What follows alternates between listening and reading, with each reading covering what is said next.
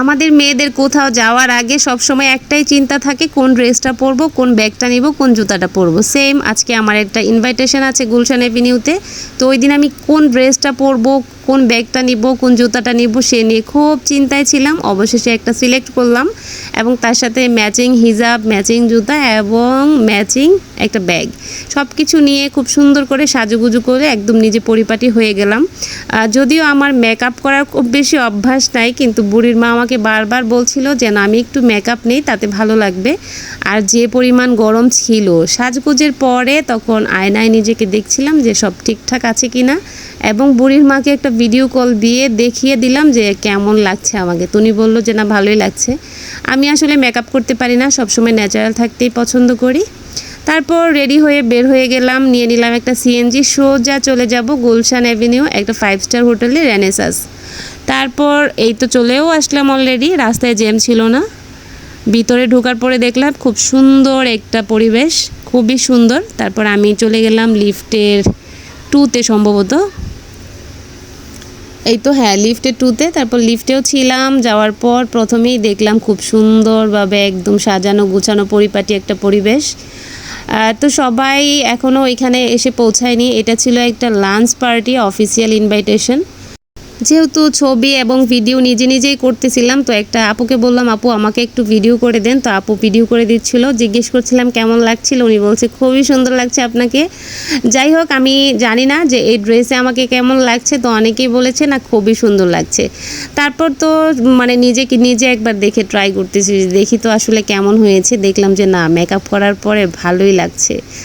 আমার কাছের মানুষ যারা আছে তারা সবাই জানে আমি হলুদ কালার খুব পছন্দ করি, মানে মাস্টার্ড ইয়েলো কালার যেটা পছন্দ করি। তো আমি আজকে ড্রেস পছন্দ করার সময়ও এটাই মাথায় রেখেছি যে মাস্টার্ড ইয়েলো কালার, এই কালারটা আমার মনে হয় আমাকে খুব ভালো লাগে আর আমার কাছে খুব পছন্দ।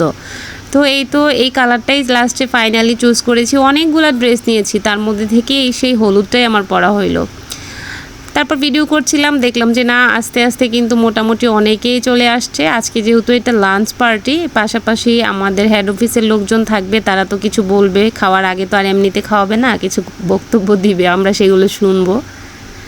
আর আমি ভাবলাম যে ছোট্ট করে একটু ভিডিও করি, সবার পরিবেশটা দেখাচ্ছিলাম। তো ভালো ছিল, খুব সুন্দর এনজয়েবল একটা মোমেন্ট ছিল। আজকের এই ইনভাইটেশনের জন্য আমি অনেক দিন যাবৎ ওয়েট করতেছিলাম যে কবে সেই ইনভাইটেশন পাবো। অবশেষে পেয়েছি এবং খুব সুন্দর সময় কাটিয়েছি। তো সব কিছুর পরে এখন হচ্ছে খাইদায়ের পালা, আর খাইদায়ের লাইভ তো অলরেডি আপনারা দেখেছেন। তো এখানে আমি আমার পছন্দ নিয়ে অনেক কয়টা খাবারের আইটেমে নিয়েছি, তার মধ্যে সবচেয়ে বেস্ট ছিল আচারি বিফ, যেটা আমার কাছে এত মজা লেগেছে, এত মানে বলে বোঝাতে পারবো না। আর দেখছেন যে একটা কথা আছে, ঢেকি স্বর্গে গেলেও বাড়া বাঁধে, একটা কথা আছে না। আমি হচ্ছে ভাত পাগল মানুষ, আমাকে যত 5 স্টার আর 6 স্টারে নেন আমি ভাত খাবো, কারণ ভাত আমার অনেক পছন্দ। তো এখানে গিয়েও কিন্তু আমি সব খাবারের সাথে অল্প ভাত নিয়েছি। আর হ্যাঁ, হাতেই খাচ্ছি। হাতেই কেন খাচ্ছি, আমাদের একজন হেড অফিসের বড় স্যার এসে বলতেছে আপনারা কেন শুধু হাত দিয়ে খাওয়া ট্রাই করতেছেন, টাকা দিয়ে আমরা এখানে হোটেল বুক করেছি, আপনারা হাত দিয়ে তৃপ্তি করে খান।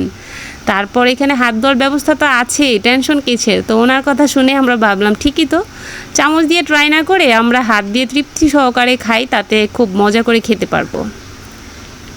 যাই হোক, সবভাবেই খাওয়ার অভ্যাস আছে, তো খেয়ে নিলাম এবং পছন্দ যা যা ছিল, যা যা আইটেম ছিল তাই নিয়েছি। একবারে তো সম্ভব না, কয়েকবারে গিয়ে গিয়ে যা যা রুচি হচ্ছিল তাই নিয়েছিলাম।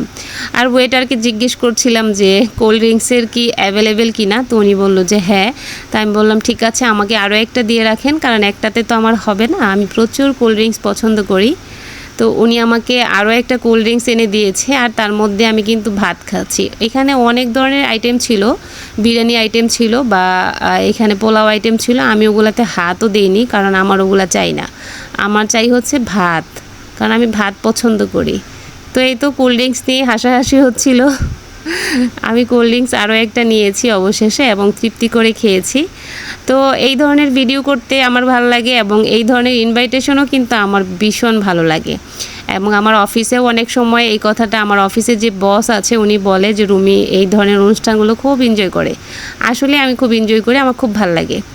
তো তো এই ছিল আমার ছোট্ট একটা ভিডিও। এই ভিডিওটা হচ্ছে আমি অনেক দিন যাবতই মেক করব করা হচ্ছিল না। অনুষ্ঠানটাতে গিয়েছিলাম মনে হয় 13 তারিখ। তো এখন ভাবলাম যে না, আর দেরি করা যাবে না, আমি ভিডিওটা এডিট করে ফেলি। তারপরে এই তো এডিট করে ফেললাম আর আপনাদের কাছে একদম শেয়ার করে ফেললাম। আশা করছি আপনাদের কাছে ভালোই লাগবে ভিডিওটা। তো যতটা খাবার দেখছেন আমি কিন্তু অত খাইনি, ঠিক আছে, কারণ অত খাওয়া যায় না, কিন্তু প্রথম দেখলে মনে হয় যে না আরও খেতে পারবো। যাই হোক, এই খাওয়া দাওয়া শেষে তারপর ডেজার্ট আইটেমে ছিল দই, ফিরনি এবং পুডিং ছিল। আর আরেকটা এই যে ফ্রুটস দিয়ে কি ছিল, এটার নাম আমি জানি না। যাই হোক, দই এবং ফিরনি দুইটা একসাথে নেওয়াতে মনে হচ্ছিল যে একদম পুরা মিলেমিশে একাকার। তো দই ফিরনি দুইটাই ভালো ছিল, দুইটাই খুব ইয়াম্মি ছিল। আর এটাও ট্রাই করে দেখছিলাম যে কেমন লাগে। এটাও খেতে ভালো লাগছিল, তবে খুব বেশি ভালো লাগেনি। দই ফিরনি সবচেয়ে বেস্ট ছিল। তো কেমন লেগেছে অবশ্যই সবাই কমেন্ট করে জানাবেন। আল্লাহ হাফেজ।